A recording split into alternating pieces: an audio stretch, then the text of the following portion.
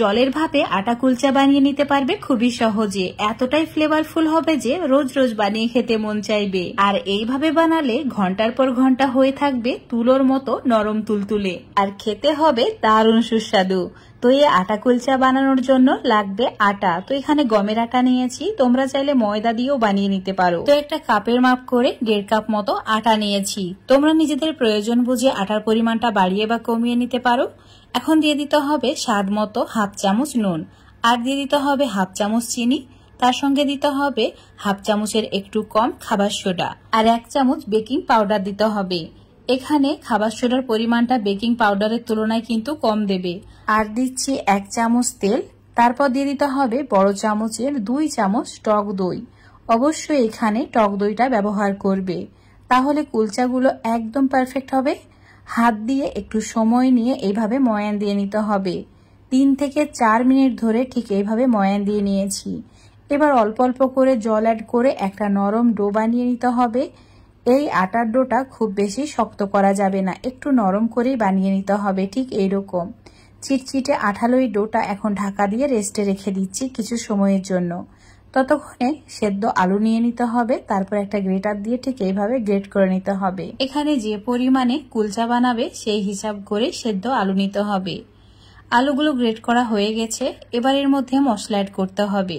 বড় চামচের 1 চামচ চিলি ফ্লেক্স মানে শুকনো লঙ্কা কুচি অ্যাড করেছি, আর দিতে হবে স্বাদ মতো নুন, 1/2 চামচের একটু কম হলুদ গুঁড়ো, 1/2 চামচ জিরে গুঁড়ো, 1/2 চামচ গরম মশলার গুঁড়ো, আর দিয়ে দিতে হবে চাট মশলা 1/2 চামচ, আর দিচ্ছি আমচুর পাউডার 1/2 চামচ মতো। এখন অল্প একটু ধনেপাতা কুচি অ্যাড করে সমস্ত কিছু ভালো করে কাঁচা পেঁয়াজ বা কাঁচা লঙ্কা কুচি অ্যাড করা যাবে না, তাহলে খেতে একদমই ভালো লাগবে না। সমস্ত কিছু হাত দিয়ে ভালো করে মেশানো হয়ে গেছে। তো এখন আটার ডোটা দেখে নিচ্ছি সেট হয়েছে কিনা। দেখতেই পাচ্ছ খুব সুন্দরভাবে সেট হয়ে গেছে, একদম পারফেক্ট হয়েছে কুলচা বানানোর জন্য। তো একই সাইজে 6টি লেচি কেটে নিয়েছি, আর ঠিক এইভাবে গোল করে নিয়েছি। এবার সামান্য পরিমাণে আটা ছড়িয়ে দিয়ে একটা বাটির মতো করে বানিয়ে নিতে হবে। ঠিক 2 আঙুল দিয়ে এইভাবে একটা বাটি বানিয়ে নিয়েছি। এবার আলুর পুরটা ঠিক এর মাঝখানে 1 চামচ মতো অ্যাড করতে হবে। এখানে আলুর পুর খুব বেশি দেওয়ার প্রয়োজন নেই, 1 চামচ মতো দিয়ে ঠিক এইভাবে মুখটাকে বন্ধ করে দিতে হবে।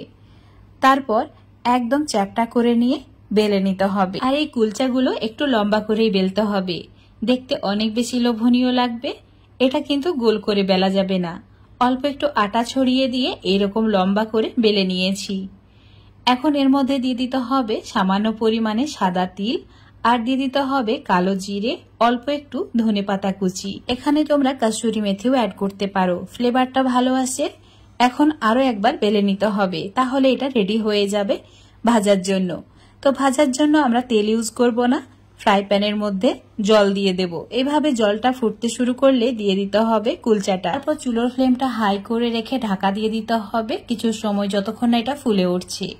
তো একটু সময় নিলেই দেখতে পাবে একদম বেলুনের মতো ফুলে ওঠে। আর অবশ্যই এই সময় চুলোর ফ্লেমটা একদম হাই করে রাখতে হবে, তাহলে এরকম ফুলে উঠবে। এখন ঢাকাটাকে সরিয়ে দিয়ে এটাকে উল্টে দিচ্ছি।